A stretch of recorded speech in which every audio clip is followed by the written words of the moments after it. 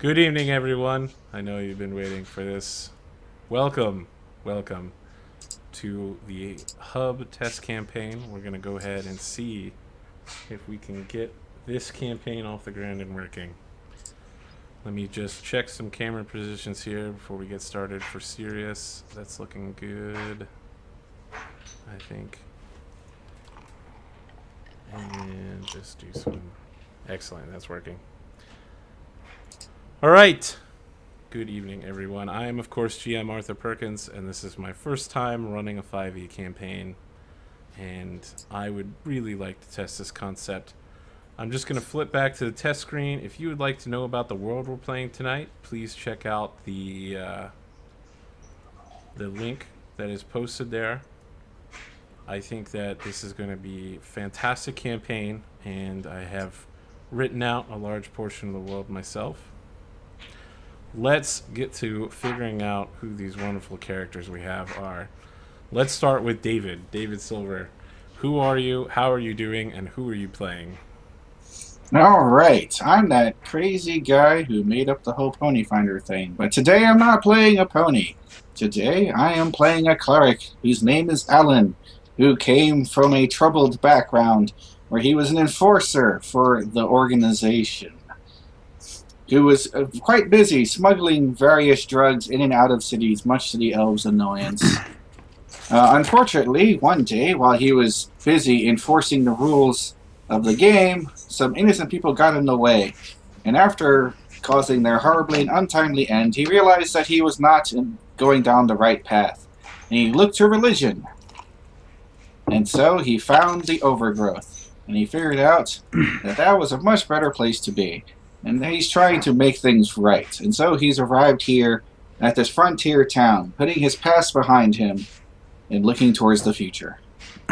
Now, some of you may have briefly noted the look of surprise on Michael's face when David mentioned the organization. It was brief, so you might have missed it. What they don't know is that each of them both picked the name of their organization to be the organization, and so they are now both going to belong to the same criminal family.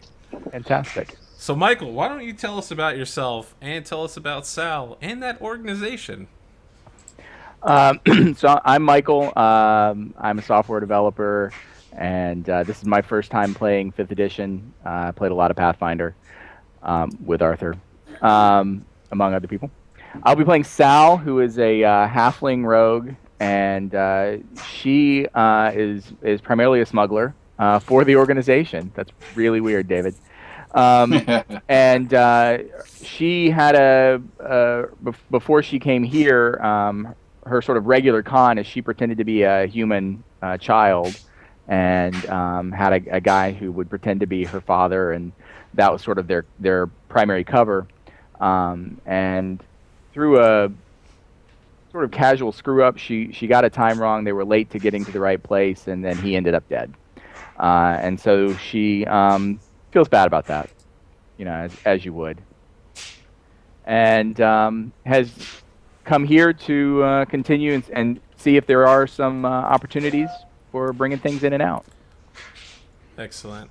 It is an adventurous life that you have chosen. Ket, who are you, and who are you playing? I am the infamous Ket. I think that's all that needs to be said. I am playing Isu Thek, a drow warlock who has a problem with the truth. I have a bad problem with greed. And in fact, this greed is what got me kicked out of my drow cave where drows live in the dark. So now I am forced to adventure with people in this bright sun to find things that I can steal so I can survive. Interestingly enough, I apparently had a child that was born after I was kicked out of drow cave land. And the reason I do everything I do, besides material wealth and gain and stealing from old people, is to make the world a better place for her, somehow through theft and lying. He's still working out the details. I let the chaos decide my character. Hey, I rolled the funny dice.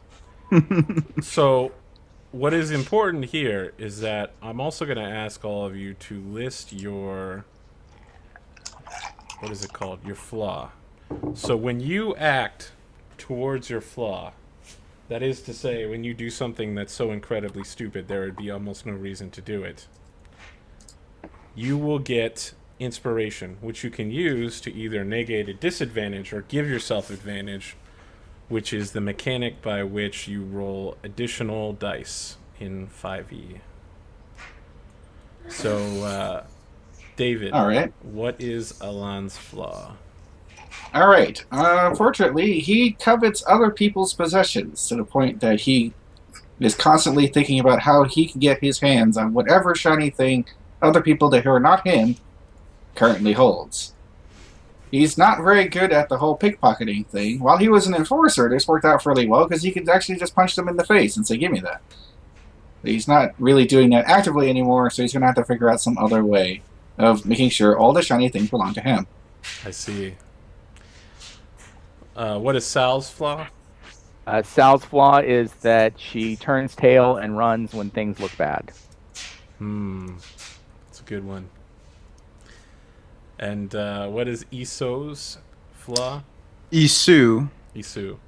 Isu's flaw is that he is too greedy for his own good. I can't resist taking a risk if money is involved. Fascinating. Good We're stuff. a bunch of stand-up characters here in this Yeah, party. this is an amazing party. It all turned out to be a bunch of thieves. And again, I'm just going to real quick flash the background information for the campaign here. If you would like to follow that link, you can find out how this campaign will be played in the future. This is, again, a one-shot that will, in the future, evolve into a full campaign. Just getting our feet in the system, seeing if we like it, and the campaign world. And let's begin. You begin in the town of Hub, on the eastern end of the Impassable Pass, where the elves have set up the only city in stone that remains, the only city guarded by stone walls. And to the east of this city, no one knows what's there. The dwarves were banished to the east after their unspeakable acts during the Unification War. Certain human tribes were also banished that way. The gnomes roam with their great wagon convoys, but information coming into the Empire is little to none, and so it is a great time for adventurers. There's about 30 adventurers in this city of Hub, which has about 500,000 people in it. And most of them are minor celebrities, or they even become noble lords. And you arrive on a bright spring day with the blue sky above you and a nice, for most of you, warm glow of the sun. For some of you, perhaps drow, it stings you and practically blinds you. And you find your way to the address that you've been sent to, which is your new adventuring tavern. The government has assigned you to a certain guild, and this guild is forming from the ground up, and you are its charter members. And this tavern is a very cozy recreation of an old dwarf tavern. And so it's set into the ground, and there's a set of stone stairs that lead down to the tavern, which is, again, basically in a basement. And when you arrive inside, you find a one-armed dwarf cleaning a glass. And the three of you arrive at approximately the same time. What do you do? Well, this has been a long journey, and nothing gets the blood pumping like just a little bit of booze. So I'm going to approach the dwarf and see what he suggests as a local specialty. Okay, you approach the dwarf. He raises his remaining right arm up and points to his throat and shakes his head. And then he pulls a beer out for you and puts it in front of you. Well, not exactly the conversation I was hoping for, but the beer is appreciated. I shall accept the beer and raise it up for the overgrowth, and I shall swig it down as quickly as possible. I see. Sal? Iso? Is Yeah, there anything of value around? There is, in the center of the room, a very beautiful mahogany table that has a map currently carved into it that shows the city and the impassable pass and the mountains, and everything else in it is currently uncarved. But this table, while heavy, seems like it could be worth a couple hundred gold pieces if you were somehow able to get it through the door. That table fails my shiny test. It looks kind of like this. Aha. Oops, that's the wrong one. Well, I see two other people sort of lurking there somewhat awkwardly, one of them staring at the table. I will just have a beer instead of trying to steal the table. I see. A wise choice. I will contemplate on how I will steal the table and ask for some elven wine. There we go. Now it's showing the right. I'm pretty certain he only sells beer here. When you I'm ask still for some going to elven ask for wine, elven wine. he pulls out a bottle from beneath the counter and displays it to you, and shows that the foil on the seal is still intact. Ah, Well, I expect you, fine sir, to give this to your better as a gift. So he nods his head and he unwraps it and he starts pouring a glass for you. And as all this happens, the door opens and a very ugly, like ridiculous, probably the ugliest elf you've ever seen, walks through the front door. And he's wearing a long blue cloak made of some very fine silk. The rest of his equipment, it looks kind of like someone dressing up to be an adventurer. Someone who is not an adventurer. He's not wearing leather gear or anything like that. Can I get a single clarification real quick? Yes. So he's an ugly elf, which Yes. means he basically looks like a human. Oh, okay. That's some salt right Oh. there. the burn. That just got toxic right there. All right. We'll roll with it. So, he looks like he's playing the part of an adventurer. And he flicks his hand, and the cape billows out dramatically. And he says, "My name is Lord Riller. You scum are now my charges. It seems that you're to be the newest adventuring party for the governance here. Well, I'll be better off once you're all dead and I'm back at my mansion. Do try to kill yourselves as quickly as possible so I can return to the capital." He turns around and closes the door behind him. So he's still inside, though. No? Oh, so that's it. He came in, monologued, left. I should say, yes. He monologued and left. The The whole that was time he kept a perpetual sneer on his face as well. So, do they form adventuring parties on some sort of lottery? The dwarf just shrugs his shoulders. Huh. Let's look over at my... Wait a second. You look vaguely familiar. Are you certain you didn't work with some people getting things to places? I've done some things. Got a lot of things to lots of places. Yeah. I thought you looked a little familiar. But that was in the past. And this is the present. The only thing Sure. for now is the call of the divine. Exactly. Oh, have you also turned a new leaf?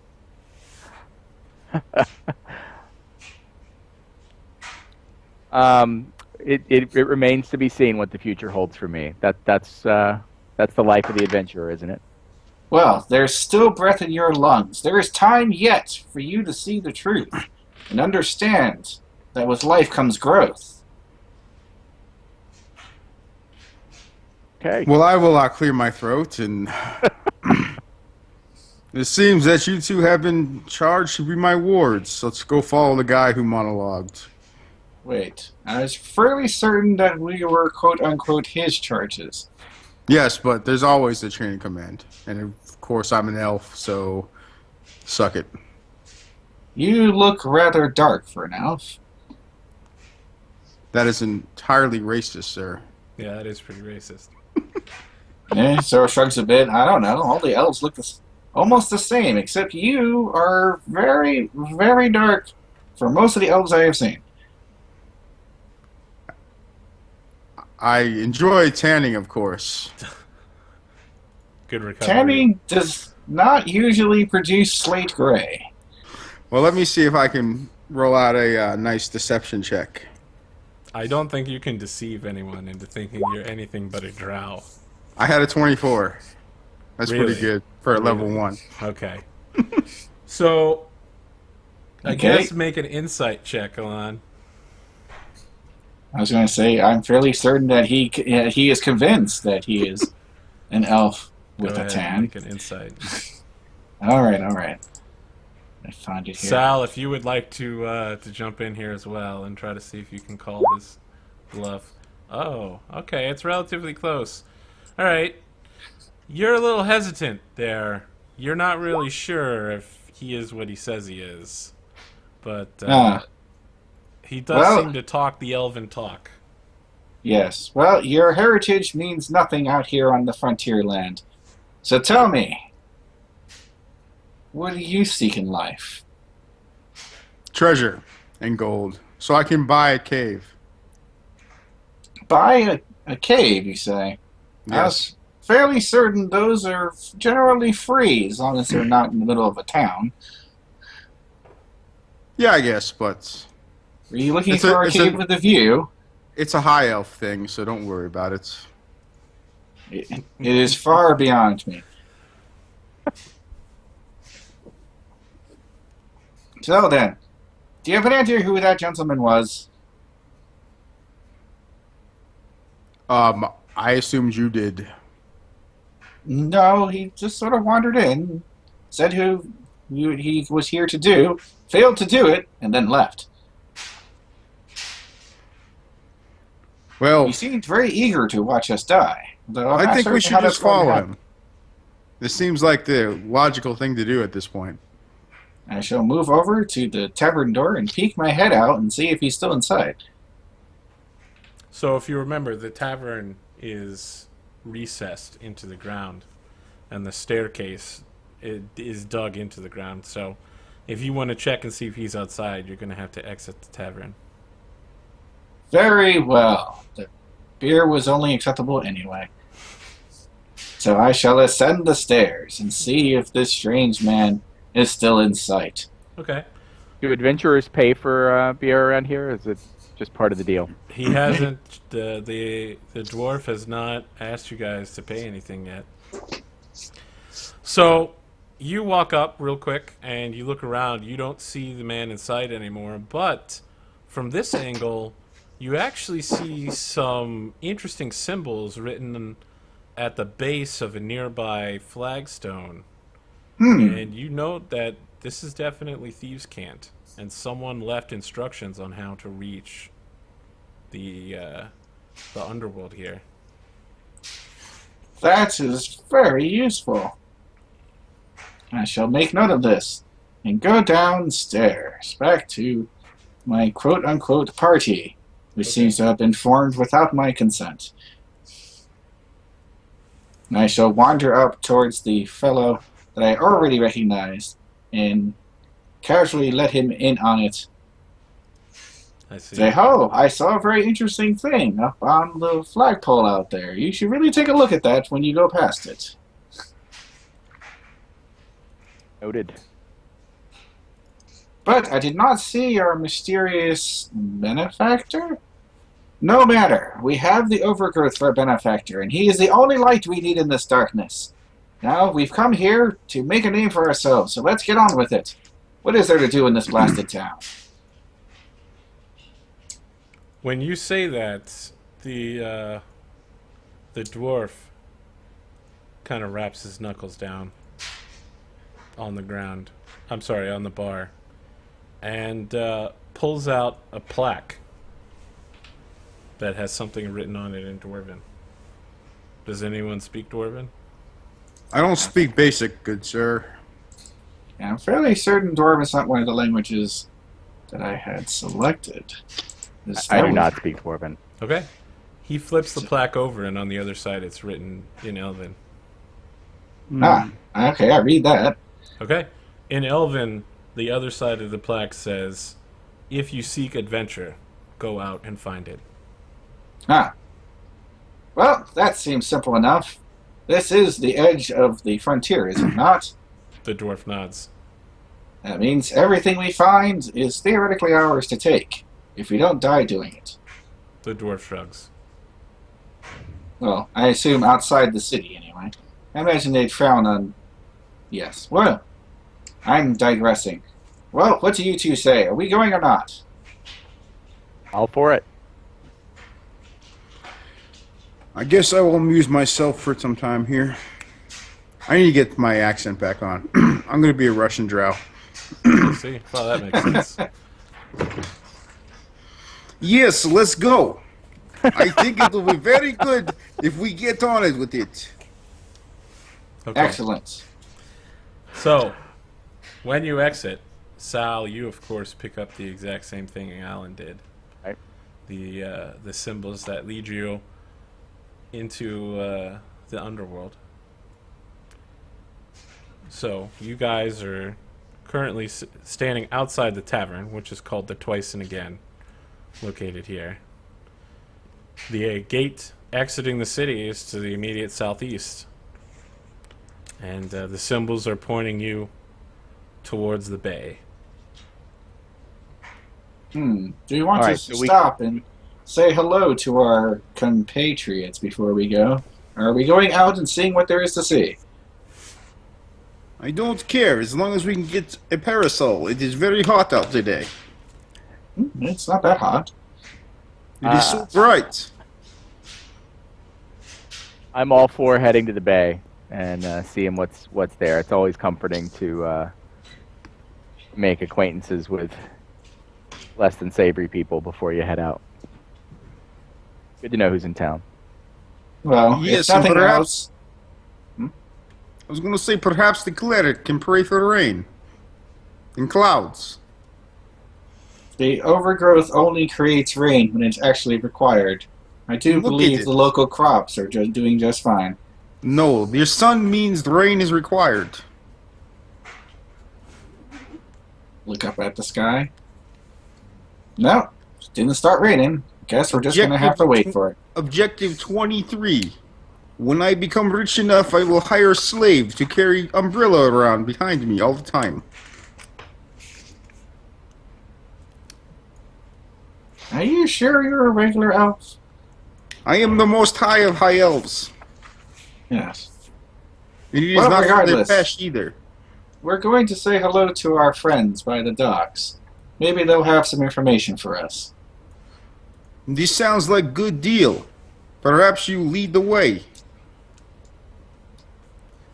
And so I shall do just that, leading the way. So, this is a fairly crowded city, and you find your way through the streets with the press of humanoids and humanity all around you. All the races are in evidence here, from dragonkin to halflings, although elves are conspicuously absent. You find your way to the large plaza of the southern end of town, and as you continue to follow the various markings, you eventually find a building that is covered in various thieves' cant symbolisms. There are two men standing outside it. Both have shaved heads and leather baldricks on. Okay. I shall nudge my somewhat criminally inclined fellow forward to say hello. I see. Sal, say hi. Just new in town. Wanted to see what there was to see. Get to know who was around. So the man that you're speaking to holds up a hand and shakes his head and says, "The weather is a half goose's egg twice baked."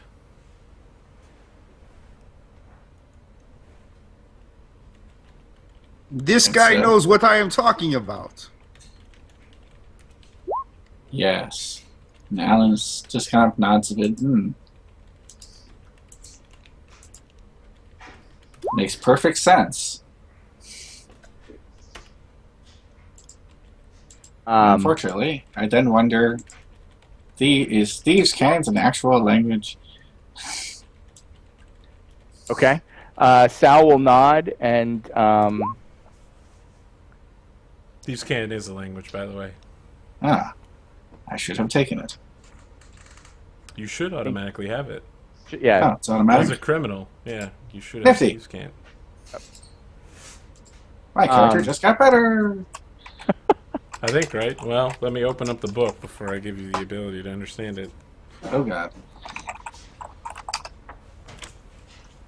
So, what were you saying, Sal? I was going to say that the clouds do suggest